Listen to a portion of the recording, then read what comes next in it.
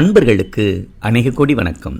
எல்லாம் வல்ல அருள்மிகு மதுரை மீனாட்சி சுந்தரேஸ்வரர் திருவருளால் திங்கள் முதல் வெள்ளி வரை தினமும் அந்தந்த நாளுக்குரிய ராசி பலன்களை மேஷம் முதல் மீனம் வரையிலான 12 ராசிகளுக்குமான தின பலன்களாக அன்பர்களுக்கு வழங்கிட முற்படுகிறேன். வழக்கம் போல் ஆன்மீக துளியும் ஜோதிட துளியும் இடம்பெற்றுள்ளன. தொடர்ந்து ஆதரவு நல்கிட அன்பர்கள் அனைவரையும் இருகரம் கூப்பி வணங்கி மிக பணிவுடன் கேட்டுக்கொள்கிறேன். நன்றி, வணக்கம். முதலில் ஆன்மீக துளி ஒன்று பருகுவோம்.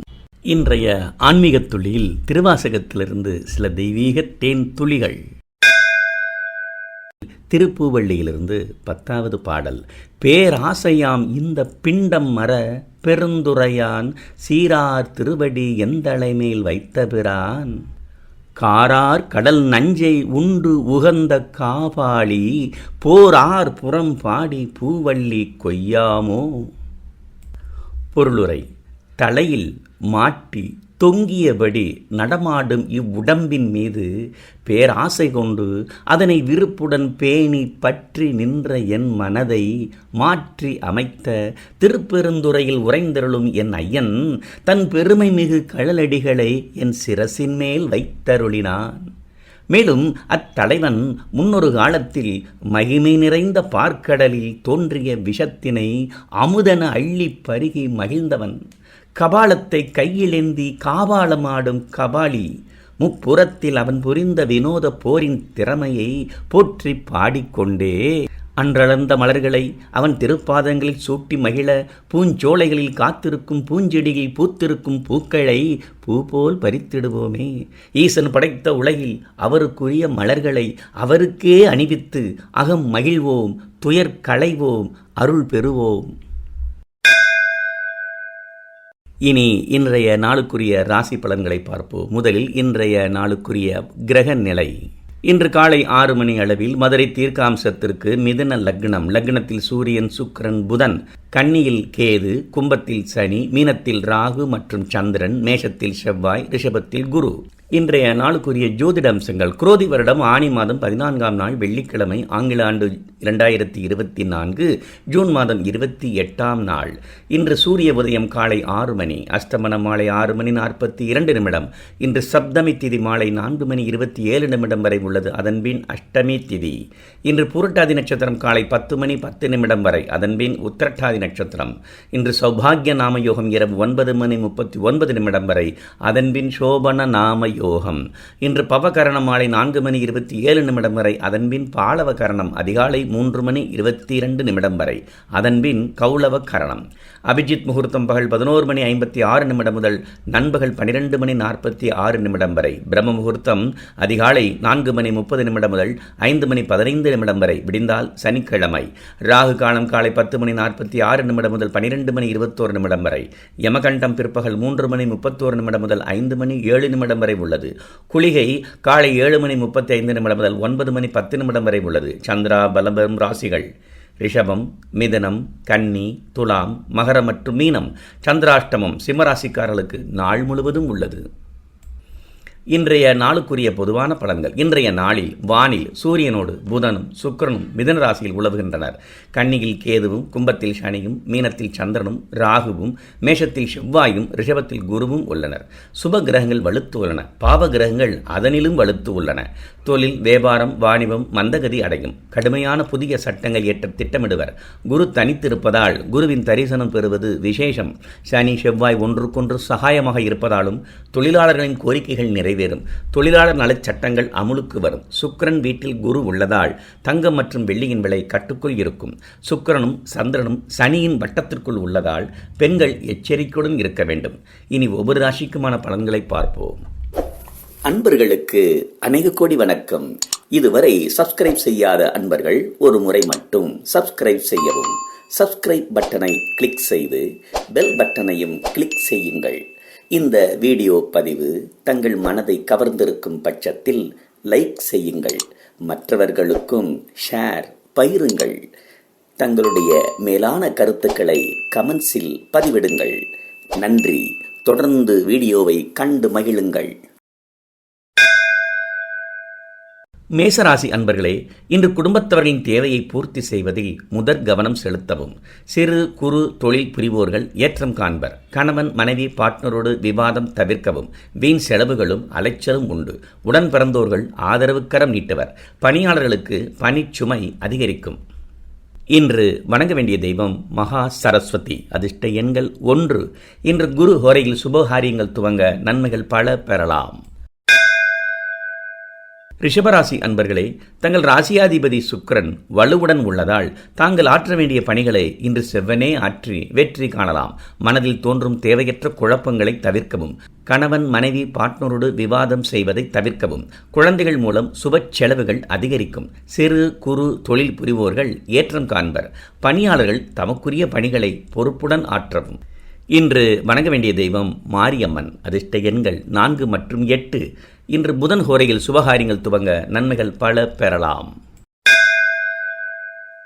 மிதுனராசி அன்பர்களே, இன்று தாங்கள் திட்டமிட்ட எல்லா பணிகளையும் பழுதின்றி முழுமையாய் ஆற்ற நண்பர்கள் உதவிடுவர். கணவன் மனைவி பார்ட்னர் மூலம் சுப செலவுகள் அதிகரிக்கும். தொழில் வியாபார விஸ்தரிப்பு அல்லது மாற்றம் பற்றிய சிந்தனைகள் வலுக்கும். மனதில் உருவாகும் குழப்ப சிந்தனைகளுக்கு முக்கியத்துவம் தர வேண்டாம். பணியாளர்கள் முழு கவனத்துடன் பணியாற்றவும். இன்று வணங்க வேண்டிய தெய்வம் மாரியம்மன். அதிர்ஷ்ட எண்கள் 7 மற்றும் 4. இன்று சுக்கிரன் ஹோரையில் சுபகாரியங்கள் துவங்க நன்மைகள் பல பெறலாம்.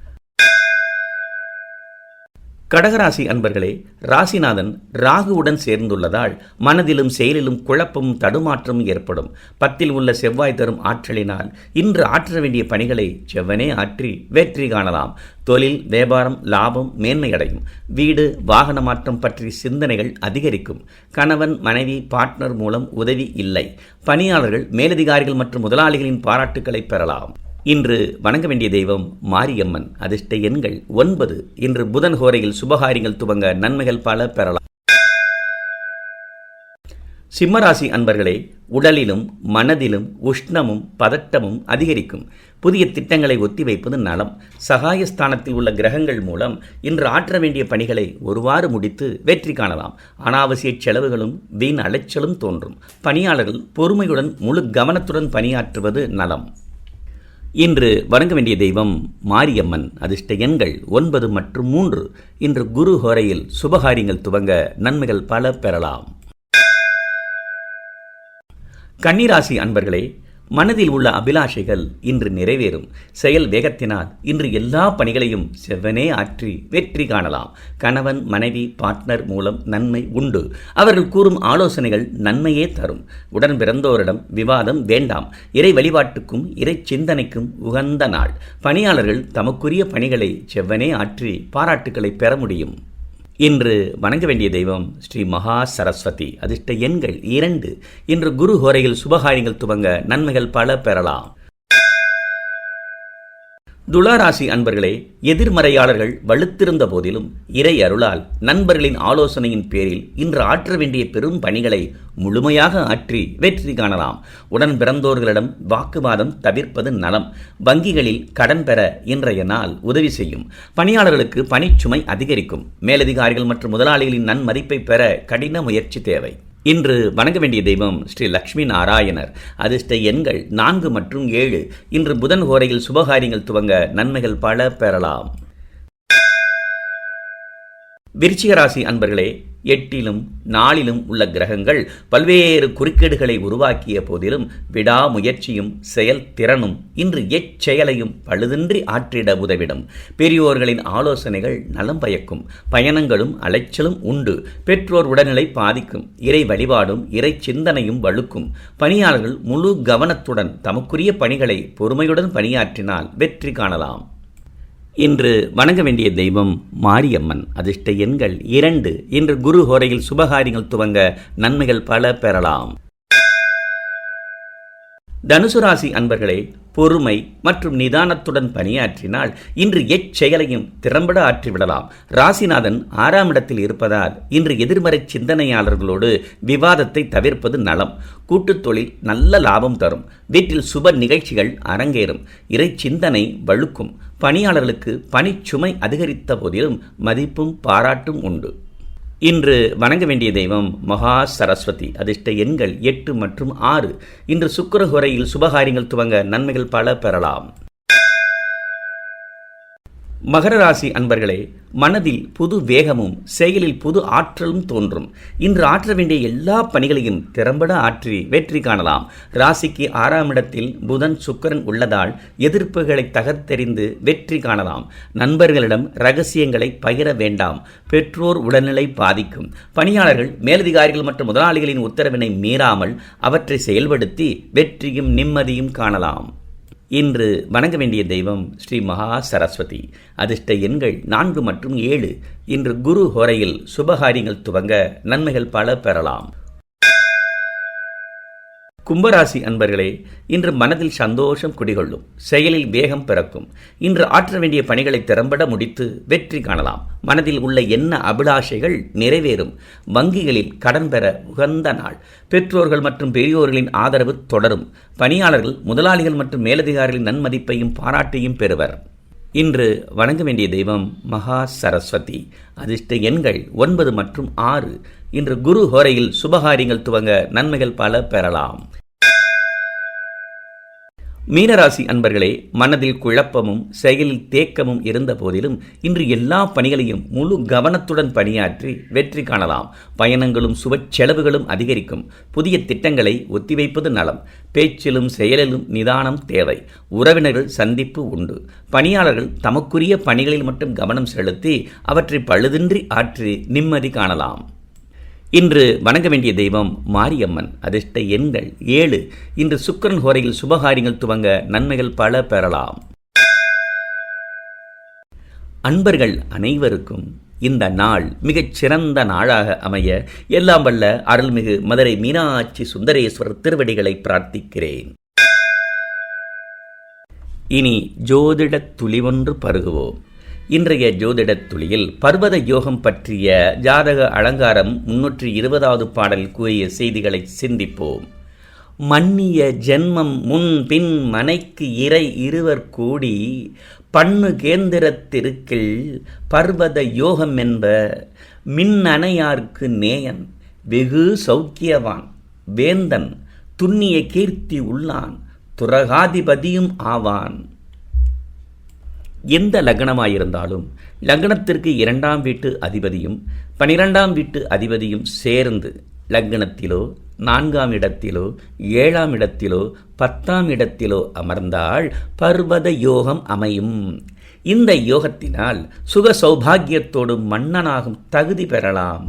படைபலத்தோடு புகழ்கொண்ட வேந்தனாகத் திகழும் உயர் நிலையை தரும் உன்னத ராஜ யோகம். இந்த பர்வத யோகம் பெற்ற நிலையும் பெறாத நிலையும் உதாரணங்களாக அன்பர்களுக்கு வழங்கப்பட்டுள்ளது. மீண்டும் திங்கட்கிழமை அதிகாலை சந்திக்கிறேன். நன்றி, வணக்கம்.